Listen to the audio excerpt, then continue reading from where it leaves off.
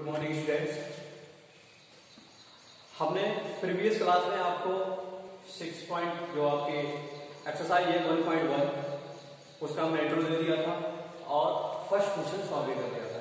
ठीक है, होप आपने अच्छे से समझा होगा और सॉल्व किया होगा।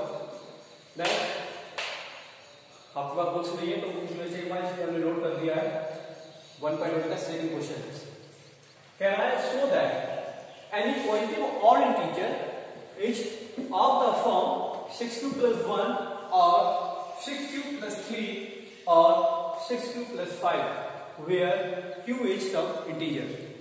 हमें सॉल्व करना है, हमें बताना है। हमने अभी क्या पढ़ा है प्रीवियस क्लास में आपको यूक्लिड डिवीजन एल्गोरिथम, हमने यूक्लिड डिवीजन एल्गोरिथम पढ़ाई आपको। उसी का यूज करके यूक्लिड डिवीजन एल्गोरिथम का यूज करके एल्गोरिथम क्या होता है मैंने बताया था। क्या होता है किसी पर्टिकुलर प्रॉब्लम का स्टेप बाय स्टेप सॉल्यूशन देना, एक सीरीज बनाकर सॉल्यूशन देना क्या कहलाता है, एल्गोरिथम कहलाता है।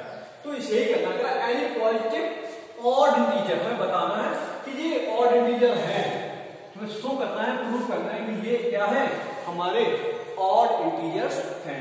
तो चलिए देख लेते हैं, बाय सॉल्व करता हूं मैं solution by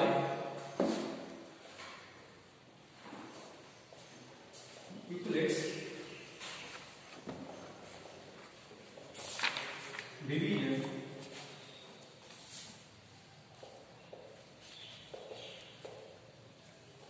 by Euclid division algorithm। इसका यूज करते हैं तो क्या फॉर्मूला होता है यूक्लिड डिवीजन एल्गोरिथम में हमने बताया था a equal to b q plus r।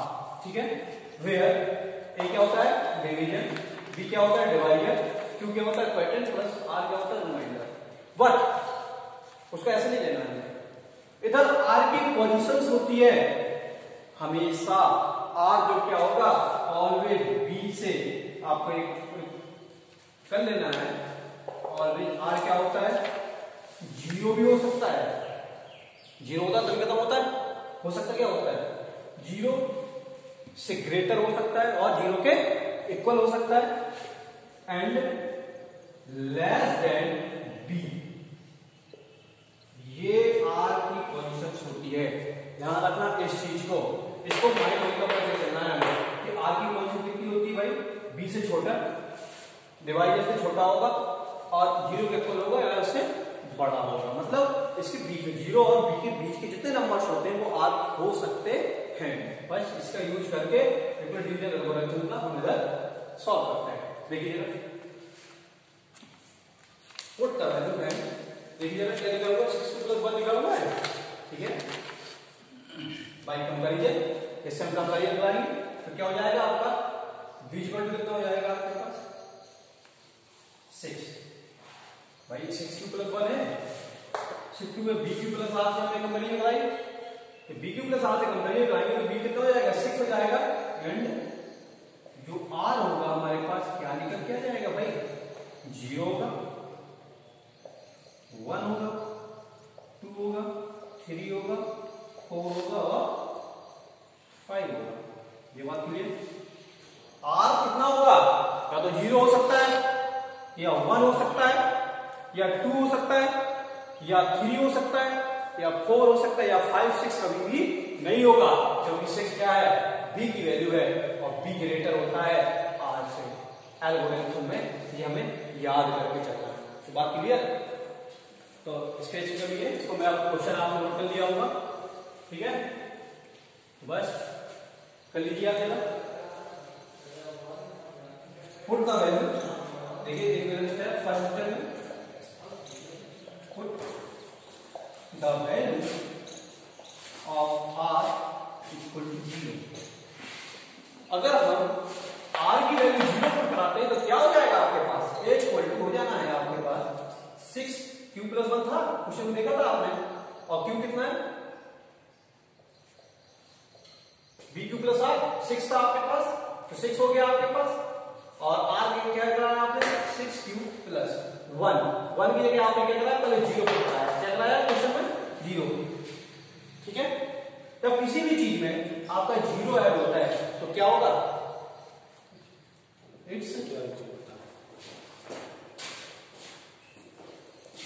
Divisible by 2। भाई कोई भी चीज होगी 6 का आपका इवन को मल्टीप्लाई होगा तो कितना हो जाएगा, इवन ही होगा और 2 से डिविजिबल होगा। इतनी बात क्लियर। जब 2 से डिविजिबल होगा देन क्या नहीं होगा, ये कैसे होगा, इवन इंटीजर। ये कैसा इंटीजर होगा, even integer. Again step number second, हम ऐसे स्टेप करते हैं, कहां तक करते हैं, 5 तक। आप भी 5 तक है, ठीक है। Again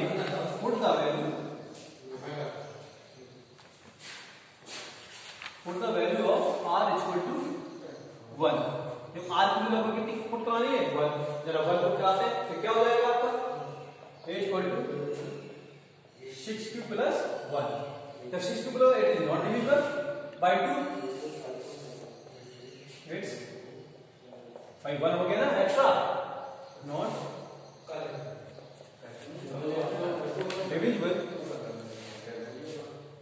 bye 2, hence it's a odd integer or integer। आ गया पहला, ये जो क्वेश्चन में पूछा था कि ऑड इंटीजर प्रूव करिए, 6q plus 1, 6q plus 3, 6q plus 5, ये क्वेश्चन में था। तो क्या हो जाएगा आपका, 6q प्लस 1 क्या हो जाएगा आपके पास, ऑड इंटीजर आ गया ना, क्योंकि ये पूरे डिविजिबल है। Put the value, again third step. अब थर्ड स्टेप करते हैं, देख लीजिए। जब थर्ड स्टेप करेंगे नोट कर लेना बेटा पहले से ही।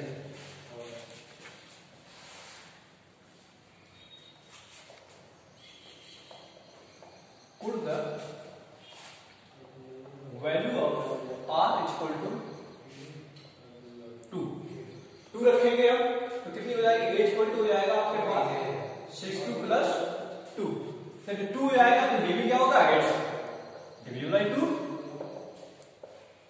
divisible by 2, hence it's even integer। आपको एग्जाम में कुछ भी पूछे, आप एग्जाम में क्वेश्चन चेंज कर रहे हैं वो पूछ सकता है 6 प्रूव करिए 6q plus 2 and 6q plus 4 are even integer. तो आप फिर भी आपको ऐसे सॉल्व करना है, ठीक है। फिर ऑड पूछा तो हम किसको करेंगे, सिर्फ ऑड पर फोकस करेंगे, ठीक है। Again step number 4, put the value of r equal to 3। रखा हमने r की वैल्यू 3 रखी, कितना हो जाएगा आपका, a equal to 6q plus 3। 3 आ गया आपके पास, ये क्या होगा, इवन इंटीजर हो जाएगा। It's not divisible by 2, hence it's odd integer। निकल के आ रहा हमारा, ये देखने में पूछा था जो क्वेश्चन है, देखो ये ऑड इंटीजर आ गया। Again step number 5, put the value 4, put the value of r equal to 4। जब हम अगर 4 वैल्यू पुट कराएंगे तो क्या हो जाएगा भाई, 6q प्लस 4 क्या हो जाएगा, इवन इंटीजर, ठीक है। रहा है ना। Again step number 5,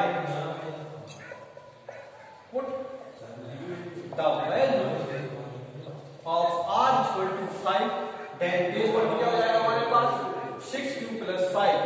it's not divisible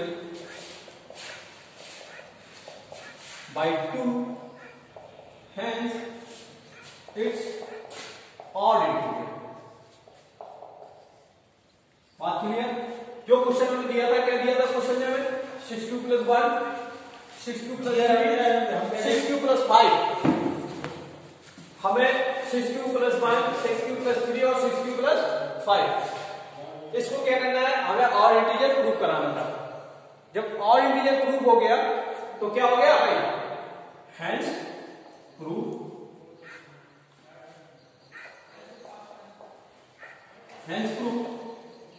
that 6q plus 1 or 6q plus 3, 6q plus 5 are odd integer। बात समझ में आई आपको, क्वेश्चन को एक दो बार देखना है, इसके बिल्कुल नहीं करना है, ठीक है। बार बार देखोगे क्योंकि मैंने क्वेश्चन अरेंज करा है और थोड़ा सा बड़ा बड़ा लिखा था तो बोर्ड भी छोटा पड़ गया था, ठीक है। तो सॉल्यूशन भी मैंने 2-3 स्टेप से अरेंज किए, आप स्क्रीनशॉट नहीं ले सकते हैं, आपको क्या लिखते जाना, वीडियो देख देख के लिखते जाना। अगला क्वेश्चन सेकंड क्वेश्चन देखते हैं, तत्काल सेकंड हो गया, थर्ड देखते हैं, ठीक है।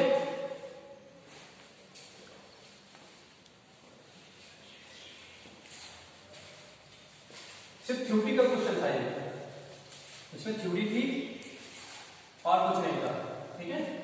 तो आपको सिर्फ और सिर्फ थ्योरी इसमें यूज करनी है और Euclid division algorithm A equal to B2 plus R का यूज करना था, ठीक है।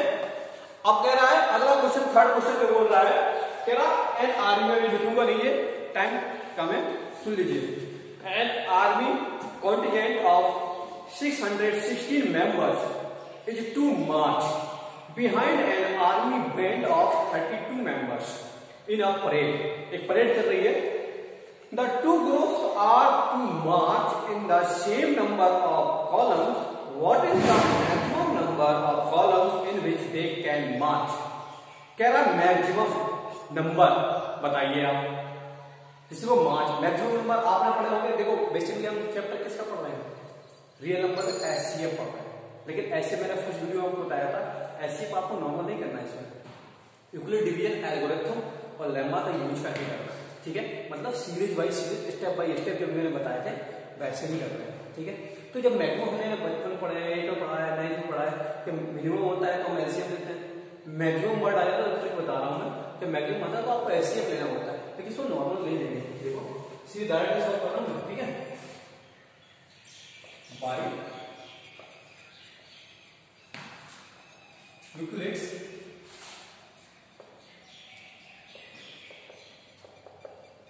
Euclid division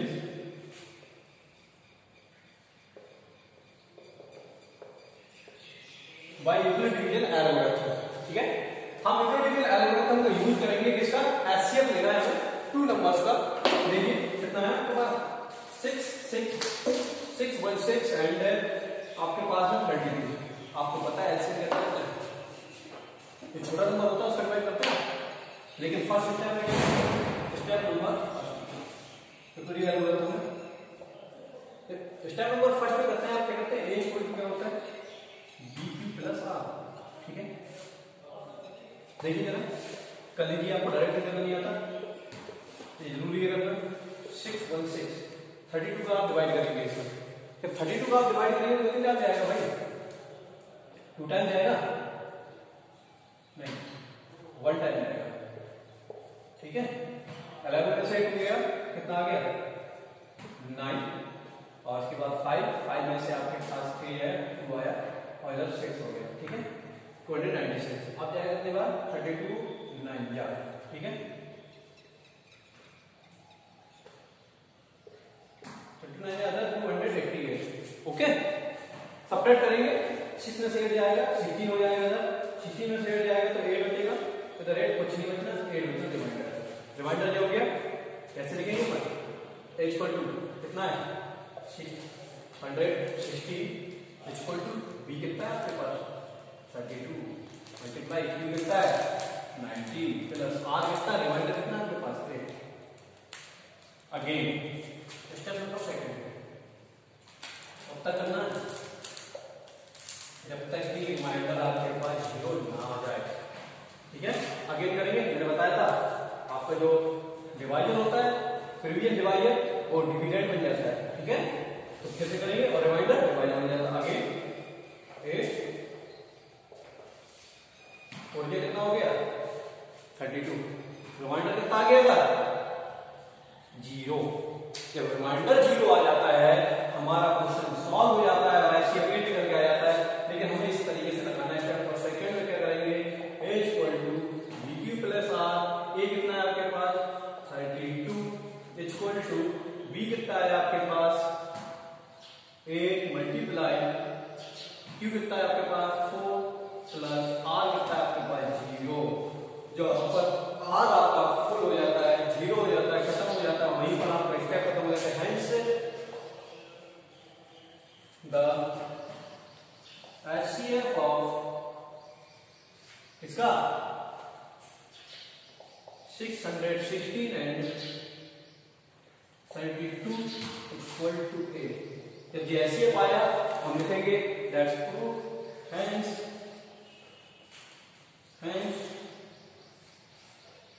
the maximum number of columns